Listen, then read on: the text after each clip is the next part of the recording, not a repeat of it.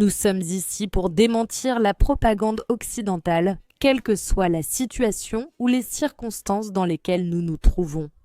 Et maintenant, passons à ce grand mensonge de ces derniers jours qui vient vraiment changer le récit russe jusqu'à le rendre totalement méconnaissable. Pour, bien sûr, essayer de transmettre à la population occidentale la nécessité, surtout à la population européenne, de continuer à payer ses impôts. Quand il s'agit de maintenir, je vous dirai déjà le cadavre ambulant de l'Ukraine, parce que c'est un pays qui, en réalité, ne devrait pas exister. Attention, pas en termes géographiques, mais du fait qu'il ne peut déjà plus se maintenir par lui-même. Cependant, Donald Trump continue de botter le ballon. Et aujourd'hui, nous passons à la suivante qui s'appelle Vladimir Poutine ne rencontre pas Vladimir Zelensky simplement parce qu'il ne l'aime pas. Et ce n'est pas moi qui le dis, c'est Donald Trump lui-même qui le dit dans la vidéo. Pourquoi ? Pensez-vous que le président Poutine est si réticent à rencontrer le président Zelensky? Parce qu'il ne l'aime pas? Oui, en effet, Donald Trump a été extrêmement bref, mais cela ne veut pas dire que son mensonge va soudainement devenir même un tout petit peu plus pieux. En fait, c'est tout le contraire, car cela contribue, loin de ce que certains médias occidentaux peuvent y voir, à dénaturer le récit du Kremlin, comme ils l'appellent, et à montrer une position de la Fédération de Russie qui, tout simplement, n'existe pas. Et dans laquelle, en fait, une telle attaque avec des armes nucléaires serait possible, même qui a été tellement reflétée au sein de l'Union européenne et depuis l'Union européenne. En l'utilisant comme argument pour que, essentiellement, la guerre continue, en continuant à donner plus d'armes à l'Ukraine, l'Ukraine ne peut pas perdre face à la Russie, parce que si elle perd, la Russie ne veut pas négocier. Et alors, eh bien, elle ira presque directement de nouveau aux portes de Berlin. Il semble que c'est exactement ce qu'elle devra faire pour mettre fin à ce conflit d'un seul coup. Parce que je ne sais pas pour vous, mais je ne vois aucune issue où l'Occident, une bonne fois pour toutes, cesse de fournir des armes à l'Ukraine. Que, sans ces armes, la guerre prendrait fin. Cela fait des années, nous ne parlons même plus en mois. Tout d'abord, la véritable raison, bien sûr, va beaucoup plus en profondeur. Et cela a à voir, et je ne vais pas vous faire une histoire trop longue. Cependant, nous analyserons aussi ensuite les implications de cela. Cela a à voir avec le fait que la Russie ne reconnaît pas la légitimité de l'Ukraine. N'est-ce pas que les phrases de Poutine ne plaisent pas? Zelensky ne le rencontre donc pas. Et celle de la Russie, qui ne reconnaît pas la légitimité du président ukrainien, dont le mandat en fait a expiré en mai 2023, si je ne me trompe pas, sont bien différentes. C'est-à-dire que dans l'une, il semble que la Russie agit pour des raisons purement émotionnelles et qu'elle ne trouve nulle part la moindre logique ou rationalité. Cela la transforme en un acteur qui, surtout aux yeux du spectateur occidental, pourrait finir par faire n'importe quoi et qui, effectivement, pourrait vouloir s'emparer de tout le territoire ukrainien et ensuite continuer à avancer vers le territoire européen. Tout simplement parce que Poutine s'est réveillé comme ça un beau matin et qu'il a eu une lubie soudaine. Cependant, dès que nous examinons vraiment la position russe, quelle surprise, ils apparaissent rarement dans les médias occidentaux. Et c'est pour cela que je dois apparaître ici, moi-même, quelles que soient les circonstances qui m'entourent, parce que maintenant je suis en route vers chez moi. Je vous ai déjà expliqué qu'il n'y a pas si longtemps, j'ai passé 16 heures avec mon petit garçon et mon mari à l'aéroport de Kazan, puis nous avons eu un très long trajet en voiture. Avant cela, tu vois ce bleu? Mon fils a jeté une sorte d'énorme haut-parleur et il m'a frappé en pleine tête. Dieu merci, ce n'est pas lui qui a été touché, car il était tout près. Quoi qu'il en soit, malgré toute la fatigue que je porte sur moi, je dois me tenir ici pour essayer, ne serait-ce qu'un tout petit peu, d'apporter ma minuscule contribution afin que la vérité atteigne le plus de gens possible. Et que les gens comprennent vraiment quelles sont les raisons qui poussent réellement les différents acteurs internationaux, surtout ceux dont la version n'est tout simplement pas montrée dans les médias occidentaux, ou alors elle l'est, mais de manière extrêmement déformée. Et c'est ici que nous arrivons au cœur du problème. La Fédération de Russie a de nombreuses raisons qui, je le répète, ne sont pas montrées dans les médias occidentaux. Il ne faudrait pas que quelqu'un finisse par être convaincu de ne pas se réunir. Vladimir Poutine avec Vladimir Zelensky. L'une des choses les plus évidentes, c'est qu'ils ne sont tout simplement pas au même niveau. Et ce n'est pas seulement parce que Zelensky n'est qu'un acteur.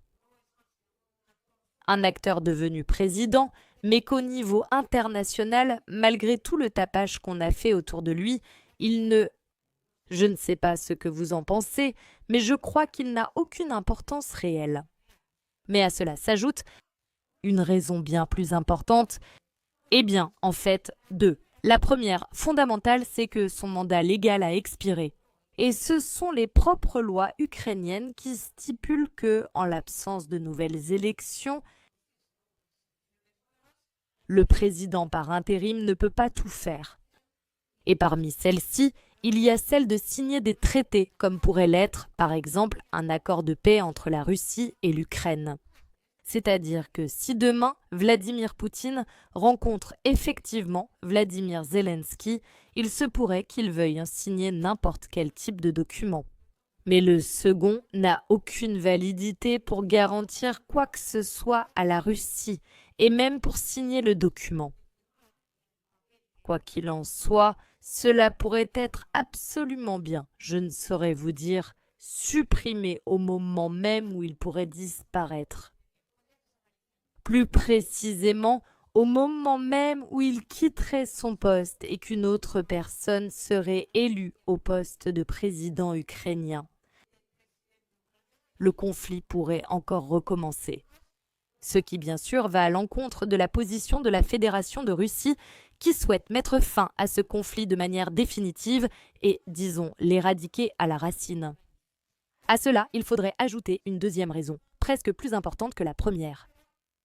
C'est que la Russie comprend parfaitement le fondement de ce qui se passe actuellement dans le conflit ukrainien et que l'Ukraine n'est pas un acteur indépendant en soi, mais qu'elle agit sur ordre des Occidentaux et surtout sur ordre des États-Unis.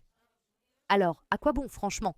Il va parler avec l'esclave alors qu'il devrait directement rencontrer le maître, décider ce qu'il faut avec le maître, et ensuite, une fois que le maître lui donne des instructions, il va voir l'esclave? Effectivement, c'est comme ça que ça finit par se passer dans la réalité, et ça permet surtout d'éviter une quantité de réunions inutiles.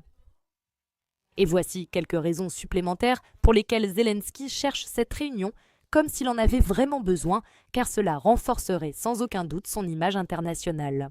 Le propre Vladimir Poutine, qui, attention, je rappelle qu'il a récemment été accueilli en Alaska avec le tapis rouge, eh bien, le propre Poutine se réunit avec lui qui a récemment été avec Trump. Ce qui, effectivement, lui donne une position, même si ce n'est qu'en termes médiatiques, extrêmement forte. En second lieu, la Fédération de Russie. Évidemment, elle comprend que l'Ukraine n'est même pas un tout petit peu disposée à concéder quoi que ce soit de ce que la Russie considère nécessaire pour résoudre ce conflit. Concession territoriale, aucune. L'Ukraine ne reconnaît pas les territoires actuellement contrôlés par la Fédération de Russie.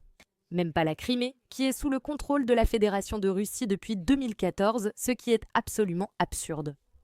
Il n'est même pas question que l'Ukraine ne veuille pas adhérer et renonce à cette demande constante de faire partie de l'OTAN. C'est-à-dire que l'Ukraine veut tout garder absolument exactement de la même manière qu'avant l'entrée de la Fédération de Russie dans cet État. De l'opération militaire spéciale avant le début de l'opération militaire spéciale, ce qui maintenant, alors que la Russie contrôle plus ou moins entre 20 et 30% de l'Ukraine, est, je pense que tout le monde devrait comprendre, absolument impossible. Quelles sont les véritables raisons qui poussent Donald Trump à dire et à répéter sans cesse ce mensonge?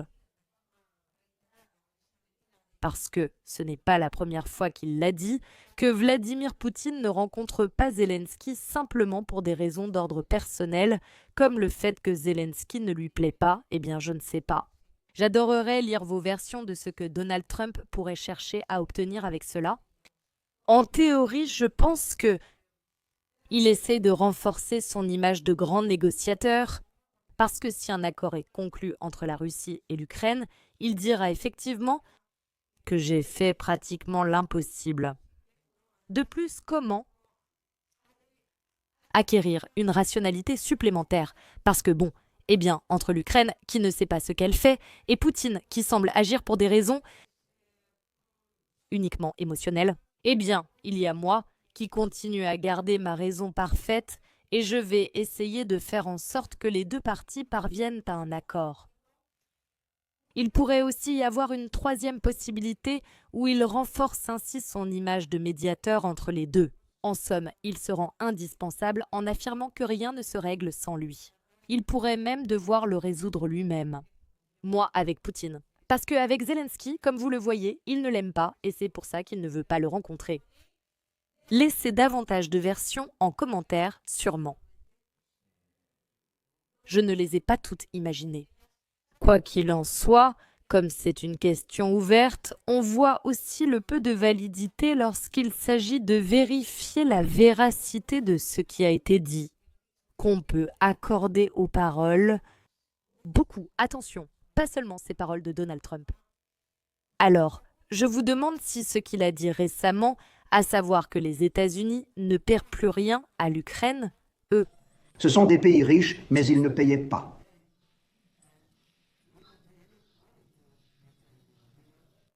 Oui, effectivement, vous l'avez aussi entendu en anglais, c'est vrai,